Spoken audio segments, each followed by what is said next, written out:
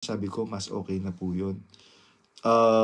Manalangin po kayo kasi sabi po ng Biblia, kung saan nagkakatipon ang 2 o 3 sa aking pangalan, naroon ako sa gitna nila. Kaya po, ganun din po ang masasabi ko sa mga nag-exit. Huwag po kayong ihinto sa pananalangin. Ngayon po, dun sa mga nananatili sa loob ng MCGI, manalangin po kayo na merong tumindig para sa katwiran. Kasi nararamdaman ko po sa puso ko na merong maninindigan po dyan. Meron pong maninindigan po dyan. Hindi po papayag po ang Diyos. Hindi ko lang po ano yung talata po na yon. Hindi ko lang po ma-recall kung si Eliseo, Propeta Eliseo, or si Propeta Elias, yung nagsabing, ako na lang mag-isa. Ang sabi ng Diyos, hindi, nagkakamali ka, nagtira pa ako ng 700 lalaki yata na hindi nagsiluhod kay Baal. Inahanap ko po yung talata kanina bago po ako mag-live. Biglang napindot ko yung live, hindi ko na po maano. Pero po meron pong ganong talata po sa Biblia. Yun po, ngayon dun sa mga naninira, pati kay Brother Eli, kung ano man yung mga paninira na alam ninyo, wala akong pakialam dun.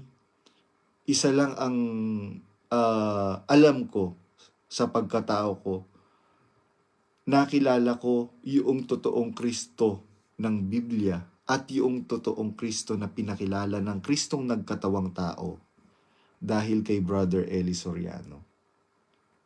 Kaya sa araw ng paghuhukom, sabi ko nga doon sa kapatid na nakausap ko, sabi niya sa akin kasi nagtapat siya, alam mo, meron din akong sama ng loob kay Brother Eli, etc. etc. Sabi niya ganyan. Alam mo bro, sabi kong ganyan, ito totoo sa puso ko. Kung sa pag-araw ng paghuhukom, po pwedeng makiusap sa Diyos, makikiusap ako sa Diyos. Ang pakiusap na gagawin ko sa Diyos, Panginoon, sana po, patawarin mo po si Brother Eli kung ano man ang nagawa niyang pagkakamali. Kasi po, naging mabuti po akong tao dahil po kay Brother Eli. Dahil po sa pangangaral po niya. Kaya yun din po yung iniiwan ko po ngayon sa mga nanonood na ano man po ang marinig po natin, malaman natin na kasiraan ni Brother Eli. I-weigh po natin. Naging masama po ba tayo nung narinig natin yung pangangaral ni Brother Eli? O naging mabuti po tayong tao? Ganun lang naman po Kasi hindi ko po matanggap yung pong mga, actually hindi naman po pangangaral yung mga hinanakit na ginagawa ni Daniel Rason sa kanyang pagsasalita sa harap ng kapatiran. Kaya nakakalungkot man, pero kung ikaw, Brad Daniel, ay meron pa ring takot sa Diyos sa puso mo, matakot ka sa Diyos sapagkat ito ang buong katungkulan ng tao. Sabi po ng Biblia. Nakasulat po yan sa Ecclesiastes. Ang buong katungkulan ng Diyos ay yung pagkatakot at pagsunod sa utos ng Diyos. Ngayon, kung pagmamatigasin ang puso mo ng daya ng pride, nakakalunod kasi yung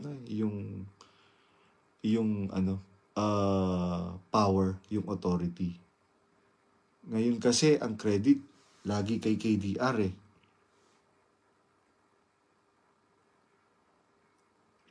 Lagi kay KDR yung credit. Yun, sabi po ni tingnan ko yung Roma 11:3 hanggang 4. Meron tayong taga-feed ng talata. Roma 11:3 hanggang 4. Di po ako matandahin sa talata pero natatandaan ko po yung mga nakasulat.